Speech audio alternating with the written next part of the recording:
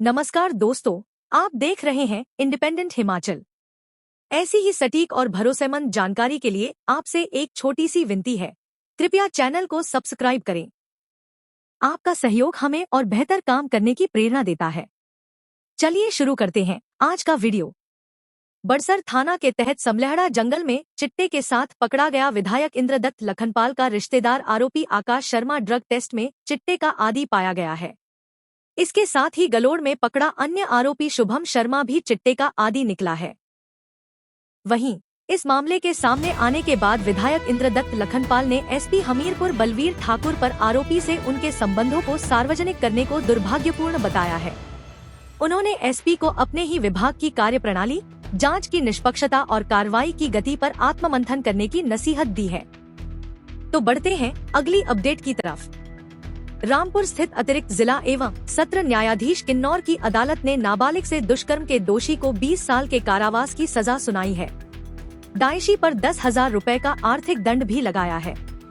इसके अलावा नाबालिग को सरकार की ओर से 1 लाख रुपए का मुआवजा भी दिया जाएगा। उप जिला न्यायवादी कमल चंदेल ने बताया कि 26 जनवरी 2024 को पीड़िता गणतंत्र दिवस का कार्यक्रम देखने ज्यूरी गई थी, जहां आरोपी से मुलाकात हुई। दोनों की पहले भी फोन पर बात होती थी। आरोपी रामपुर में गणतंत्र दिवस का अच्छा कार्यक्रम होने का झांसा देकर पीड़िता को अपने साथ ले गया। आरोपी ने शराब पी रखी थी। रामपुर पहुंचने पर वह पीड़िता को एक गेस्ट हाउस में ले गया, जहां जबरदस्ती शारीरिक संबंध बनाए। अगले दिन आरोपी ने शादी का झांसा देकर पीड़िता को अपने घर ले गया, जहां वह लगभग 6 माह तक रही और इस दौरान वह गर्भवती हो गई।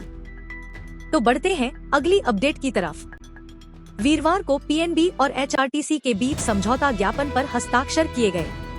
यह समझौता उप मुख्यमंत्री मुकेश अग्निहोत्री, एसीएस परिवहन आरडी नजीम, पीएनबी के जोनल मैनेजर राजेश कुमार और एचआरटीसी के प्रबंध निदेशक डॉक्टर निपुण जिंदल की उपस्थिति में हुआ है। पंजाब नेशनल बैंक, पीएनबी और Himachal road transport corporation, HRTC के बीच वीरवार को समझौता ज्ञापन पर हस्ताक्षर किए गए।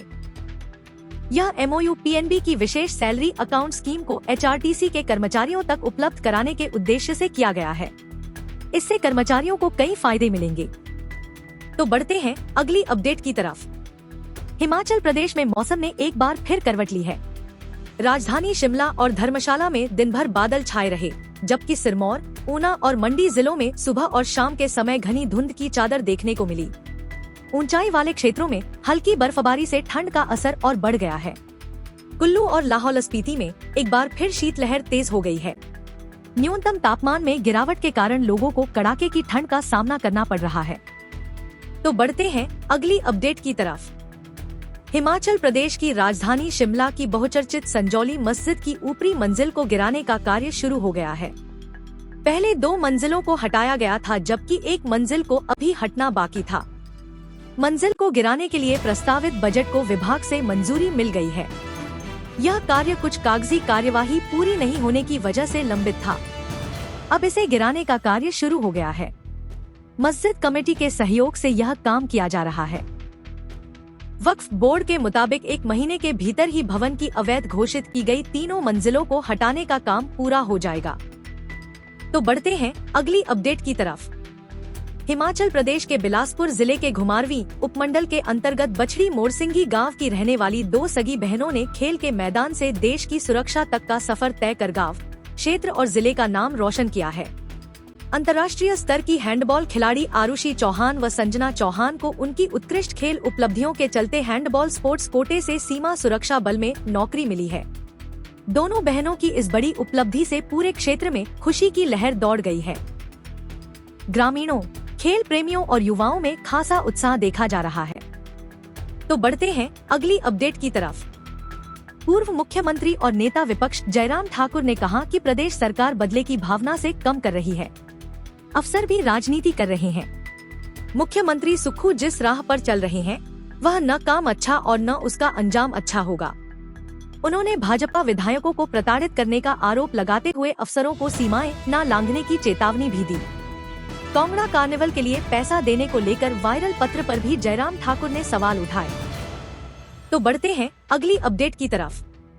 हिमाचल प्रदेश हाई कोर्ट ने राज्य सरकार को पूर्व सैनिकों को पुलिस कांस्टेबल भर्ती प्रक्रिया में शामिल करने का निर्देश दिए हैं।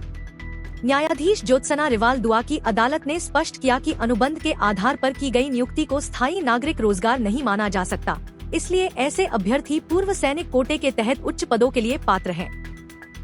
अदालत ने पिछले आदेशों और विनोद कुमार बनाम हिमाचल राज्य मामले के फैसले का हवाला देते हुए कहा कि 21 फरवरी 2009 के सरकारी निर्देशों के अनुसार जब तक किसी पूर्व सैनिक को नियमित नियुक्ति नहीं मिल जाती, तब तक उसका नाम लाइव रजिस्टर में बरकरार रहना चाहिए और वह आरक्षित कोटे का लाभ पाने का हकदार है।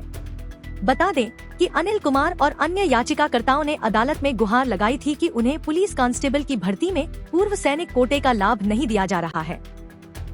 याचिकाकर्ताओं का तर्क था कि वे वर्तमान में केवल अनुबंध पर कार्यरत हैं और उन्हें अभी तक कोई नियमित सिविल रोजगार नहीं मिला है।